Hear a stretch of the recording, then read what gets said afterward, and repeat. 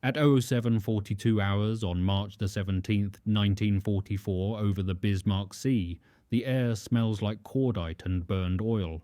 5th Air Force radio chatter stutters in headsets, clipped and nervous as formations tighten. A B-24 Liberator from the 90th Bomb Group falls out of formation. 2 Wright R-1820 engines coughing flame.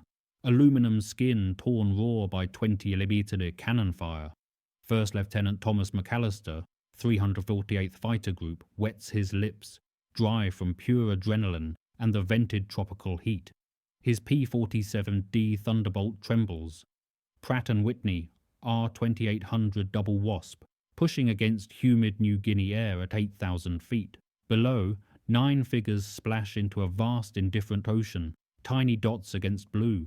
Human lives with no PT boat inbound for 2 hours.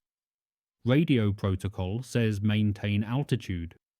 Training says Thunderbolts sink in under 60 seconds. Tom McAllister angles his nose toward glittering water anyway. This isn't heroism documented in after-action reports. It's gravity wearing sergeant's stripes. If he doesn't go, 9 men don't live. And 20 Japanese fighters are already inbound from Wewak. Steam rises from jungle mud as ground crews haul fuel hoses at 05:10 hours, boots sinking in muck at Dobodura airstrip. Mosquitoes swarm around floodlights flickering in dawn haze, March still bringing wet season humidity. The hard smell of 100-octane AvGS mixes with sweat and damp canvas tents stretched between coconut palms. Tom stands beside his P-47D-5RE, serial number 428487, nicknamed Hannah's Hammer in white block letters. He wipes condensation from the fuselage name, a soft superstition practiced by men who know aluminum won't save them. Named after his kid sister back in Marion, Ohio. Blonde ponytail, freckles, letters with crooked stars on envelopes that take 6 weeks to arrive. Crew Chief Staff Sergeant Delmar Ruiz checks manifold pressure gauge, spits red beetle nut juice into dirt. Filipino labourers taught him the habit. You've got 2 108-gallon drop tanks. B-24s need shepherding past Cape Gloucester today. Tom nods, pulling A6 flight gloves tight over calloused hands. Long legs, long teeth. Ruiz smirks under his maintenance cap. Just bring the bird back. Pratt & Whitney ain't meant to drown in salt water. A distant B-24 engine starts, deep and labouring, 9 Wright Cyclones turning over reluctantly. Mission sheet, posted at 4:30 briefing. Escort 90 miles past Cape Gloucester, support 90th Bomb Group raids on Japanese supply vessels moving between Rabaul and Wewak. Recent 5th Air Force intelligence reports indicate 0 sweeps from 11th Air Fleet units returning with increasing frequency. Increasingly desperate after months of attrition. Increasingly vicious. Tom swings up the access ladder, climbs into the cockpit still warm from yesterday's mission. Canopy slides forward on rails, sealing him inside 8 tons of Republic Aviation's blunt-nosed answer to speed versus armour. Routine, he tells himself while checking gun-charging handles. No one believes that after 17 escort missions, wheels up in 8 minutes, no margin for mechanical failure in the jungle, and no second chances in the sea that stretches between here and Australia. The coral strip vanishes beneath him at 06:02, replaced by green canopy stretching forever toward cloud-shrouded mountains. The P-47's weight shifts as auxiliary tanks create drag, fuel consumption climbing. In formation, 4 Thunderbolts from the 308th Fighter Group fan out around the lumbering box shape of 6 B-24 Liberators, 90th Bomb Group, tailcodes reading Jolly Rogers in faded paint. Radio crackles through static heavy frequencies. Razor flight, check in. Responses come crisp. 2, up. 3, green. 4, moving and breathing. Tom scans the horizon rippling with morning heat. The Owen Stanley Range cuts a jagged saw against eastern sky, peaks where Australian infantry fought Japanese soldiers through mud and malaria 6 months earlier. He watches bomb bay doors on the lead Liberator cycle open, a test procedure before reaching target area. A waist gunner waves from his position, grinning through plexiglass, young, alive, confident. Tom salutes back with gloved hand against canopy glass. The mission brims with fragile confidence built on recent successes. They've hit Japanese shipping hard throughout February and early March, Rabaul gasping for supplies. 5th Air Force aces emerging daily from these skies. Tom McAllister. 17 escort missions logged, 2 confirmed kills, Kai-43 Oscar fighters encountered over Madang. Fast, elegant killers with light airframes, nothing elegant about a Thunderbolt, 7 tons empty, brutal radial engine, hot rod American steel with stubby wings. That brutality saves bomber crews when Zeros come diving. Below, the Solomon Sea glimmers under scattered clouds. Above, sun climbs toward operational ceiling. This air looks empty, and experienced pilots know that's when it's most dangerous. Intelligence reports 20 to 30 fighters operating from Wewak and Hansa Bay. Fuel shortages limiting Japanese sorties, but desperation makes those sorties count. Tom's hands rest light on control stick, throttle set for cruise. R2800 engine purrs with 18 cylinders synchronized. Oil pressure steady. Manifold pressure nominal. Everything by the book. Records would later show this as the last completely routine moment of March 17th, 1944. At 07:09 hours, mid-route over open water, weather remains scattered cloud at 9,000 feet with visibility extending 20 miles. Then the call breaks radio discipline. Mayday, Jolly 5-2, losing 2 engines, starboard side. The formation shudders emotionally before physically adjusting positions. 1 B-24 slides downward, trailing black smoke, 2 right cyclones, windmilling dead. Tom banks right, razor flight peeling away from high cover to shepherd the wounded bomber. A B-24 Liberator can fly on 2 engines, sometimes 3, sometimes it becomes 65. 1,000 pounds of coffin falling toward water at controlled crash velocity. Tom's voice stays even across frequency. Jolly 5-2, drop altitude slow. We stay with you.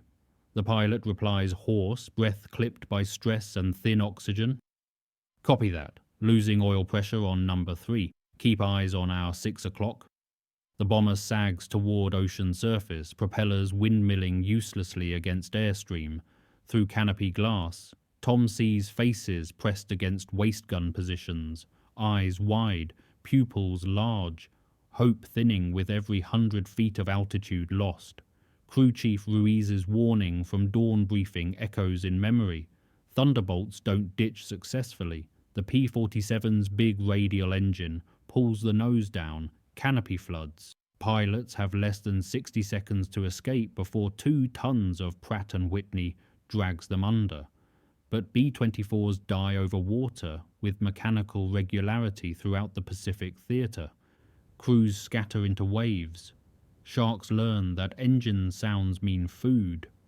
Rescue coordination takes hours even with good radio contact and known positions. Tom breathes once through oxygen mask, steels his jaw against what might be required. If the worst comes, if this bomber goes down, be ready to make it cost you something beyond fuel and ammunition. The sea below looks calm, deceptively smooth. Water temperature hovers around 84 degrees Fahrenheit, according to intelligence briefs. Survivable for hours with flotation gear, unless sharks arrive, unless Japanese fighters strafe survivors, unless rescue never comes, because coordinates drift with current and wind. Tom checks fuel gauge. Enough to stay. Barely enough to return. At 07:27 hours, the glint appears, then another. sunlight catching polished aluminum wings, turning in coordinated formation, high altitude, fast, descending at angles that indicate combat experience. Tom Key's microphone. Bandits, 11 o'clock high, count 8, no, wait, 10 plus contacts. Silver shapes slashed through cloud layer like scissors through silk. Mitsubishi A6M0 fighters, likely from 201st Kokutai Air Group operating out of Wewak or satellite fields near Halmahera. Aggressive pilots, hungry for kills after months of defensive operations. B-24 dorsal gunners fire first, uncoordinated bursts that waste ammunition but announce American awareness. Razor flight, split formation, protect the belly. Tom dives left, forcing a Zero to overshoot its firing solution.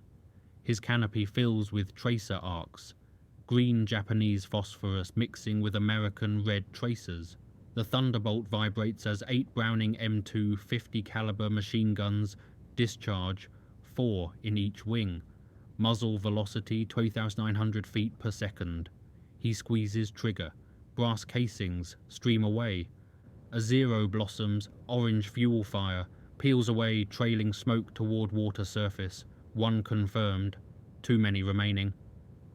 Razor 2-3 hit, oil pressure falling fast. Tom sees his wingman trailing black mist, fuel or oil or hope bleeding into tropical sky. The damaged B-24 screams metallically as 20 milliliters cannon shells tear through thin aluminum skin. Metal shrieks. Then an inboard engine bursts into flame, cowling, peeling back like flower petals. Jolly 5-2 loses altitude like a dropped hammer, nose heavy with dead engines. Tom's heartbeat synchronizes to gravity, pulling the bomber downward. This is happening. Combat reports always read clean. Enemy engaged, formation maintained, mission successful. But inside cockpits, men sweat through flight suits and taste copper fear. We're not enough, Tom thinks. 4 P-47s against 10 Zeros with more contacts appearing on horizon.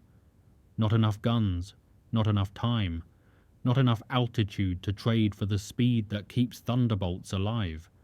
The ocean rushes upward to meet aluminum and human terror in equal measure.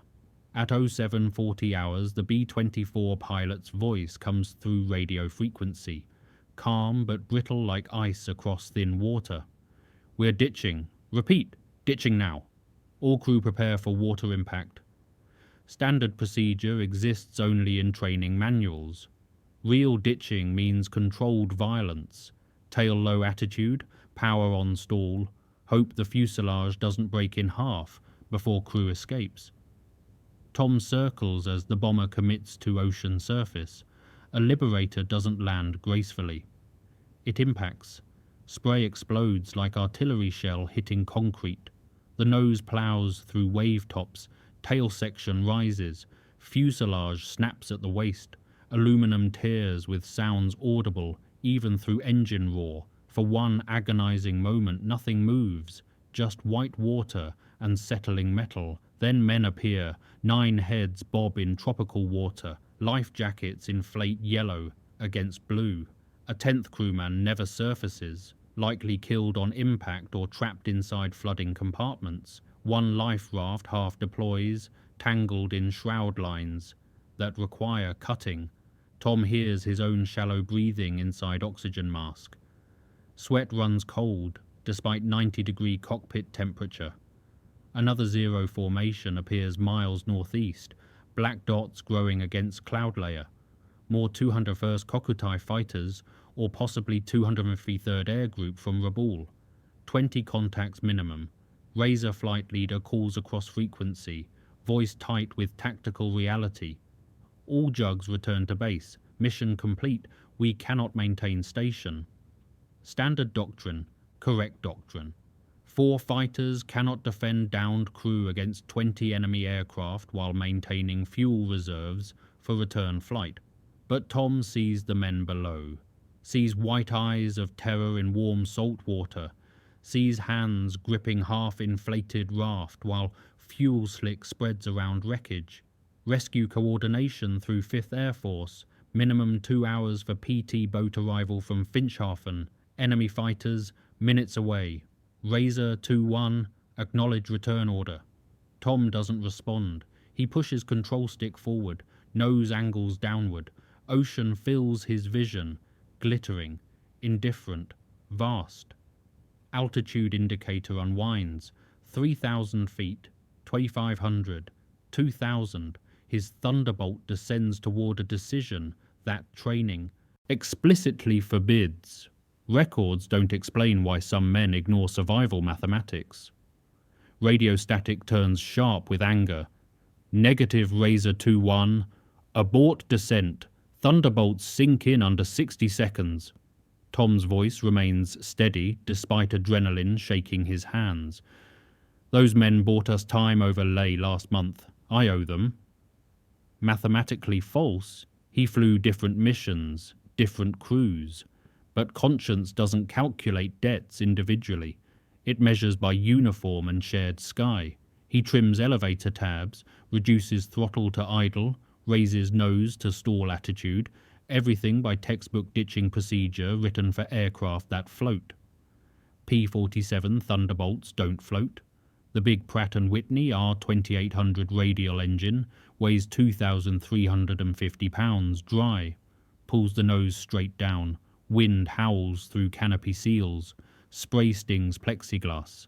Engine coughs as propeller meets water tension, a single brutal impact that snaps his head forward against restraint harness. The jug hits water like fist hitting concrete, slides forward, rolls sideways as buoyancy fails immediately.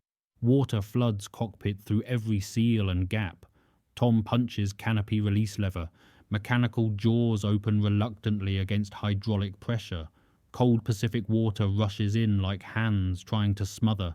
He kicks free from rudder pedals. Boots heavy with seawater. Parachute harness tangles. He slashes quick release with survival knife. Air tastes sweet and terrifying when he surfaces. Hammer down, he gasps, heart drumming against ribs hard enough to crack. Behind him, his war machine sinks beneath blue-green waves. Bubbles rise like souls departing metal. $42,000 of Republic Aviation engineering gone in 38 seconds. Serial number 428487 settling onto coral shelf, 300 feet below surface. Hannah's name still visible until darkness swallows it completely. No plan existed beyond training instinct and moral calculus. All tactical doctrine screams idiot. But 9 men cling to hope he just created by destroying government property and violating direct orders. Tom strips parachute harness while treading water. Fuel slick burns his nose. Coral blue water hides depth and sharks that patrol these hunting grounds. Always sharks in Pacific waters. Intelligence briefs mention them regularly. Salt blinds. Fuel slick burns exposed skin and nasal passages. The water hides depth through refraction. Possibly 30 feet, possibly 300. Sharks patrol supply routes where aircraft wreckage becomes artificial reef structure. Always sharks, following engine noise and blood trails. Tom strips flight harness, treads water with boots still laced tight. A B-24 waist gunner swims toward him, face cut from plexiglass shrapnel, eyes fevered with shock and recognition. "You jumped out of a perfectly good fighter," the man gasps between strokes. Tom spits seawater, manages bitter humor. It stopped being good about 30 seconds ago. Together they write the half-inflated life, raft, yellow rubber slick with fuel contamination. Muscles scream as they haul injured crew aboard. The dorsal turret gunner vomits blood, internal injuries from impact. Navigator shakes uncontrollably despite warm water temperature. Shock setting in. Survival time in tropical water. 12 to 18 hours with flotation, less with injuries, much less if Japanese fighters return. Air roars overhead. Friendly formation departing under orders. They must leave. Fuel states critical. Ammunition expended. Razor flight banks northeast toward Dobadura. 4 P-47s growing smaller against cloud layer. Then the sound changes. Faint dots return on southern horizon, not departing, regrouping. 0 fighters circling back toward floating survivors like wolves, returning to wounded prey. Tom squeezes emergency radio handset, wrapped in waterproof sleeve. Backup communication gear from survival vest. Razor, they're coming back. 20+ contacts. Response comes through static. Copy. Hold on. We'll drag them off. The 4 Thunderbolts reverse course, diving back into engagement envelope with nearly empty guns and fuel tanks reading 30 minutes maximum endurance. Plane silhouettes bank to intercept enemy formation. Distant gun pops sound like angry insects, too far to distinguish individual weapons. Tom grips raft line with white knuckles. If fighters come here, he can't shoot back. Can only float, watch, bleed, pray for mechanical intervention. Unacceptable position for a fighter pilot trained to control engagements through speed and firepower. Plan forms in his mind, insane by any rational measure, necessary by the only measure that matters. 9 men breathing. A dead B-24 gunner's ammunition box drifts past, waterlogged canvas bag still sealed. Tom hauls it aboard the raft, water streaming from seams. Inside, loosely .50 caliber rounds, maybe 200, brass casings heavy with powder and salvation. He wedges them inside raft folds, redistributing weight for stability. The waist gunner with shrapnel cuts laughs weakly, voice cracked. You planning to throw bullets at them? Tom's response comes flat. Planning on being alive when someone shows up. Everything else is accessory. He scans skies systematically. Friendly contrails curving away northeast as Razor flight drags the enemy fighter swarm away from survivors. Classic defensive tactic. Extend the fight, force fuel consumption, protect vulnerable assets through mobility. But 3 Zeros break formation low, descending to search ocean surface. 1 dips closer, engine note changing from cruise to hunting speed. Tom sees cockpit canopy detail through heat shimmer. Pilot leans forward against restraint harness, scanning wave tops methodically. Standard Japanese doctrine includes strafing survivors, documented in after-action reports from Coral Sea, Midway, throughout Solomon's campaign. Fear hits like ice water despite tropical temperature. He whispers, "Underwater, now." 9 men submerge, holding breath while lungs begin firing distress signals. Tom counts seconds underwater until vision narrows to tunnel. 20 seconds, 30, chest burning. The 0 fighter skims overhead at 50 feet altitude. Men flatten instinctively, though already submerged. Spray whips across wave tops from propeller wash. But no gun run commences, no 7.7mm machine gun fire stitches water. The pilot banks away sharply, rejoining high circling formation. Waiting for what? A straggler separated from group? Secondary bomber wave? Allied rescue aircraft to ambush? Tom surfaces, gasping, relief thin and temporary. Shadows of wings move overhead like sharks above swimmers, patient, hungry, efficient. He whispers words closer to prayer than tactical assessment. Somebody better come get us soon. The horizon remains empty except for distant contrails marking aerial combat 90 miles toward friendly territory. No PT boats, no PBY Catalinas.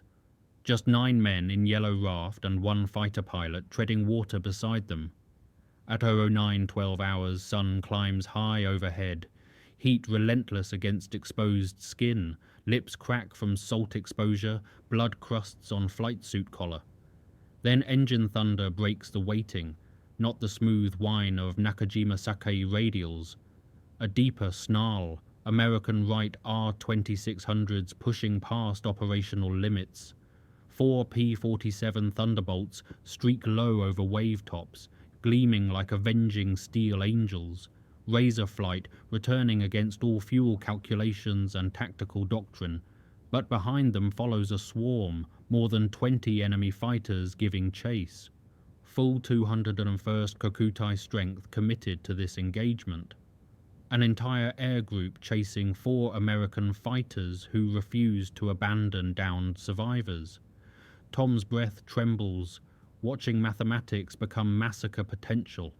If Razor flight falls here, it's his fault for creating situation. If they win, it's because he forced courage into impossible arithmetic. In the raft, a B-24 bombardier whispers hoarsely, "That's suicide mathematics." Tom shakes his head slowly, eyes locked on ballet of death unfolding above. No, that's what friendship looks like in after-action reports. The sky explodes into tracer arcs and banking silhouettes. 8 Browning 50 caliber machine guns per aircraft discharge in coordinated bursts. White spray leaps as rounds strike sea surface. A Zero fighter splashes, metal shrieking before silence swallows it. A P-47 rolls inverted, follows through vertical dive, empties remaining ammunition into another Zero at point-blank range. Flames trail like orange ribbons against blue sky.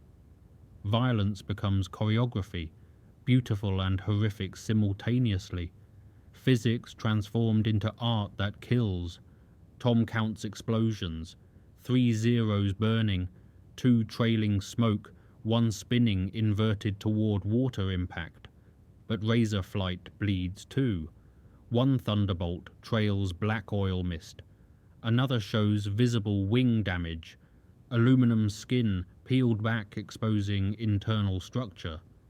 They're fighting beyond fuel, reserves, beyond ammunition capacity, beyond doctrine that says preserve aircraft for strategic value, fighting because 9 men float helplessly below and abandonment isn't acceptable mathematics. Records would later describe this as extended engagement over water, language that sanitizes desperation into tactical terminology. Razor flight leader's voice cracks through emergency channel, desperate grit underneath professional tone. "Hold tight down there. We're taking them the whole damn way home." Distance to friendly territory at Dobodura, 90 nautical miles. Enemy fighter count, 23 by Tom's visual assessment. Fuel state, critical. Ammunition remaining, final belt boxes, maybe 30 seconds continuous fire per aircraft. Tom's heart breaks with pride watching these men, these steel monsters in Pacific sky, choosing odds no tactical manual approves. Standard Thunderbolt doctrine, dive, hit hard, extend using speed advantage. But today they turn inside design limits, dragging Zeros into mistakes through aggression and fury. A Zero breaks away from main engagement, drops low with clear intent toward survivors. Pilot's face visible at 200 yards, young, determined, following doctrine. Tom screams warning though no radio connects them. Brake left, useless. 7.7mm machine gun fire whips water. Geezers slicing 30 feet from raft. A waist gunner yells in agony. Grazing hit to left arm, blood mixing with seawater. Then a Thunderbolt screams down vertical, pure aggression translated into physics. 8 50 caliber guns rip Zero apart mid-pullout. Pilot never finishes the thought that killed him. Aircraft impacts water in fireball visible for miles. Sweat and salt mix on Tom's forehead. He grips raft edge until knuckles pale white. Radio crackles with strain. "We're Winchester. Haven't got long." Winchester, military code for ammunition, exhausted. 1 P-47 belches black smoke from cowling. Oil cooler hit, temperature climbing past redline. It stays fighting anyway. Metal fatigue and human courage measured in identical units. How much punishment before structural failure? Above survival instinct, Beyond tactical logic, loyalty, the kind that doesn't appear in training manuals or equipment specifications, the kind that makes men fly damaged aircraft at empty guns toward superior numbers. Tom watches another 0, full burning. Counts 5 enemy destroyed, 7 damaged. Razor flight paying for every downed survivor with Japanese blood and American aluminum. The mathematics work because friendship weights equations differently than tactical assessment. Ocean spray catches sunlight like diamonds around floating men. At 10:01 hours, a sudden quiet settles over engagement pattern. Zeros break off systematically, dwindling shapes returning north toward Wewak. Fuel exhausted, ammunition spent, teeth pulled from hunting pack. Sea calms slightly as engine noise fades. Air tastes like cordite residue and salt grief mixed equally. Razor flight leader calls exhausted through static. "We're Winchester and bingo fuel. RTB immediately. Hold tight down there, boys." Tom raises one bloody hand above water, waves though they can't possibly see individual gesture from altitude. "We see you. We'll be here." His voice cracks saying it, static washes response, then a final transmission cuts through, voice trembling under tough professional veneer. "You did right, Razor 2-1. Command might not think so. But you did right?" Tom floats, staring upward at scattered contrails like chalk marks across blue chalkboard. Shapes fade northeast toward green mountains and coral strip. Silence returns, profound after 90 minutes of continuous engine roar and gunfire. His body shakes violently as adrenaline drains, leaving only fatigue and shock. Men around him breathe ragged gratitude, mixed with raw fear of what still might come. Somewhere beneath them, in 300 feet of water, the quiet corpse of Hannah's hammer lies on coral shelf, serial number 428487. Republic Aviation's P-47D-5RE, 7 tons of American engineering and Ohio hope. Tom whispers barely audible words. "I'm sorry, girl. You deserved better." The ocean doesn't answer, but it keeps them floating. Temperature warm enough for survival, current slow enough to maintain approximate position. Intelligence reports would later confirm 8 Japanese aircraft destroyed, 4 damaged, for 0 American fighter losses. Razor flight landed at Dobodura with fuel tanks reading 5 to 8 minutes remaining. One P-47 required engine replacement, another needed new wing panels. All 4 pilots received formal reprimands for violating return to base orders. All 4 received Distinguished Flying Cross medals 3 weeks later. Paperwork reflects military paradox: punishment for disobedience, recognition for courage. Tom floats in silence, watching clouds drift east, waiting, hoping, bleeding slightly from cuts he hasn't noticed yet, alive because steel sank and men stayed. At 12:48 hours, low rumble breaks ocean silence. Woodhull slapping waves creates rhythm different from aircraft engines. PT boat, number obscured by bow spray but unmistakable profile. White wake streaming, American flag stiff in relative wind. Crew pulls survivors aboard methodically. Navy medics take worst casualties first. Internal injuries, shock, blood loss. Salt foam crusts uniforms stiff. Hands shake from fatigue, not cold. A young sailor stares at Tom while wrapping thermal blanket around his shoulders. "You're the pilot ditched to save them?"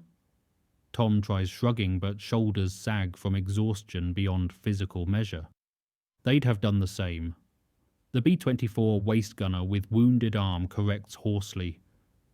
"Not everyone would have. We owed God a miracle. He sent a stubborn Ohio idiot with wings attached." Laughter cracks across deck, sincere despite exhaustion. PT boat skipper, Lieutenant J.G., wearing khaki salt stain beyond recognition, clasps Tom's wrist. Your fighter boys bought time nobody had right expecting. We saw wreckage scattered 90 miles along route. You planned that? Tom's eyes tracked toward horizon automatically. Fighter pilot habit of scanning sky. No plan, just didn't want leaving anyone behind.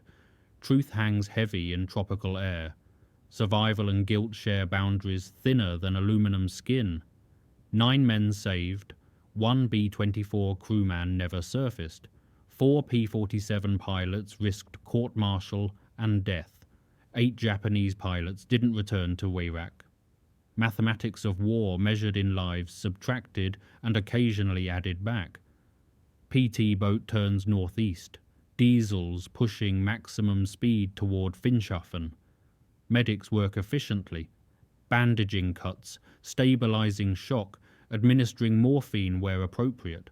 Tom sits against gunwale, feeling engine vibration through hull planking. His flight suit dries stiff with salt residue. Survival vest still attached, whistle unused.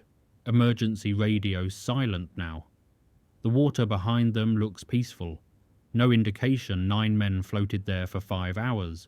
No indication a P-47 Thunderbolt rests on coral below. Records would list aircraft as combat loss, ditched rescuing crew. Insurance value, $42,000. Human value, 9 lives continuing past March 17, 1944.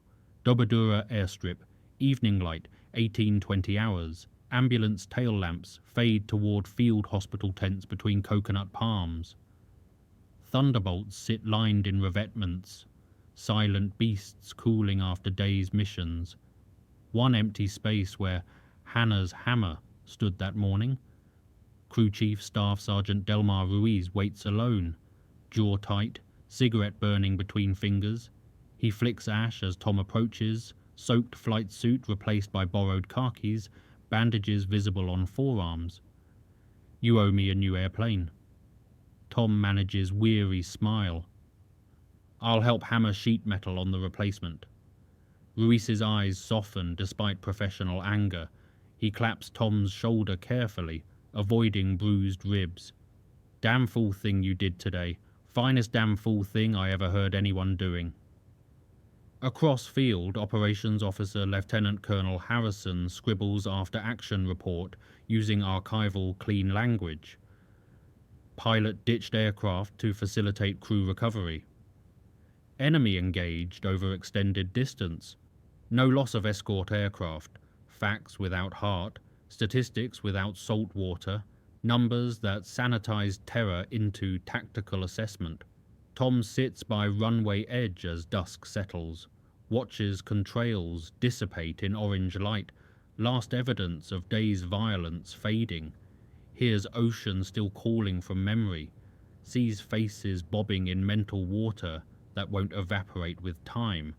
Feels roar of 18-cylinder radial engine that will never roar again under his hands. Some victories don't feel like winning. Cost measured in questions without answers. Was 1 P-47 worth 9 lives? Would they have been rescued anyway? Did disobeying orders set dangerous precedent? But victories matter regardless of how they feel. 9 men breathe. Tonight, 9 families receive different telegrams than widow notifications. Later in quiet operations tent, Tom writes home on V-mail stationery. Hannah, today I learned steel sinks fast, but people float if you hold on to each other. Miss you. Love. Tom. 43 words that don't mention combat or ditching or the machine that carried her name to ocean floor. Between 1943-1944, 5th Air Force P-47 units in New Guinea repeatedly risked airframe losses defending downed bomber crews, often fighting outnumbered, often low over water, often beyond tactical doctrine approval. Historical records from March 1944 show 348th Fighter Group logged 47 combat sorties that month with 6 aircraft losses, one officially listed as ditched crew rescue operation. First Lieutenant Thomas McAllister received formal reprimand dated March 19, 1944, for violating direct return to base orders. He received Distinguished Flying Cross dated April 3, 1944, for extraordinary heroism in aerial combat. Military paradox documented in sequential paperwork. Razor flight pilots, Captains James Cordell, Robert Hanson, and First Lieutenants Michael Torres and Thomas McAllister, each received DFC medals in modest ceremony. Citation language mentions aggressive engagement against superior enemy forces and protection of downed personnel in hostile waters. No citation mentions the 90-mile running fight. No medal describes fuel gauges reading empty while circling survivors. Official recognition sanitizes desperation into professional achievement. B-24 Liberator crew from 90th Bomb Group, 9 survivors recovered. Returned to duty April 1944 after medical clearance. Waist Gunner Staff Sergeant Frank Delano wrote letter to McAllister family in Marion, Ohio. Letter describes bravest thing I witnessed in this war. Fighter pilot landing in ocean so we wouldn't be alone. Letter arrived 6 weeks after Tom's next mission. June 1944, escort over Hollandia, where flak damaged his replacement P-47. He landed safely with hydraulic failure. Japanese 201st Kokutai Air Group records captured post-war show 8 aircraft lost March 17, 1944, with 4 damaged. Japanese after-action assessment. American fighter resistance unusually aggressive. Enemy demonstrated willingness to sacrifice equipment for personnel recovery. Cultural observation noting different value calculations between militaries. No medals were pinned for ditching aircraft. Official policy discouraged deliberate destruction of military property regardless of tactical justification. But some pilots did it anyway when mathematics of war required human addition instead of mechanical subtraction. Archives preserve the contradictions, reprimands and decorations, losses and rescues, silence and thunder. The file on March 17, 1944, engagement closed without editorial comment in 5th Air Force records. Numbers had already rewritten Pacific Air War doctrine. Fighter pilots protect bombers and bomber crews, even after aircraft hit water, even when it costs American aluminum, even when survival odds approach 0. Sky remembers them through archived radio transcripts and fading contrails captured in reconnaissance photographs.